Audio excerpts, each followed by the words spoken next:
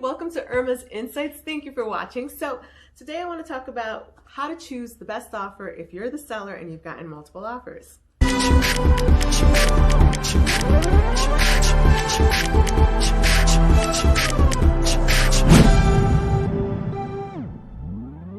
So not only do you want to look at who has the highest offer, but you also want to look at the terms. Is it a cash offer? Is it a contingent on financing? If it's based on getting a mortgage, what kind of a mortgage is it? Is it conventional with 20% down, 10% down, 5%? Is it FHA or VA? Like, what is it? You want to know how much they're putting down as a down payment. Usually the more that they're putting down, the stronger a sign it is that they're most likely going to be getting their mortgage without any issues. You also want to look at deposit money. So if they are putting their complete down payment as a deposit, like, that is a great sign. You know, that means that they're really serious and they're less likely to walk away for no reason. The other thing you want to look at is closing date. Does the closing date work for you? Are they flexible on it? You know, yada, yada, yada.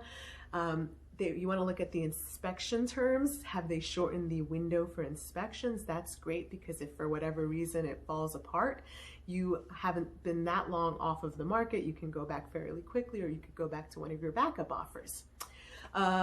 Have they waived any portion of the appraisal, or have they waived it completely? Some people offer to do it just for informational purposes, which means they're not going to ask you for any credits or repairs. Some people offer, waiving like the first $1,000 or $2,000 worth of issues, and some people will limit them just to major items only. The next thing to look at is the appraisal contingency. So the appraisal contingency is only if there's a finance contingency, because it's required by the lender. If it's a cash offer, you don't have to worry about this. But the appraisal, if they've offered a good amount and you're not sure that there are any comps for it to appraise, like if you're fairly certain that it's not going to appraise, if your agent is like, I don't know about this, have they waived the appraisal? Waiving the appraisal means that they're going to pay the amount that they've offered regardless of what the appraisal comes in at. Or have they offered a bridge appraisal? So they could say, hey, we'll offer to pay $10,000 over whatever it appraises at regardless. So those are things to think about. It really sweetens the deal.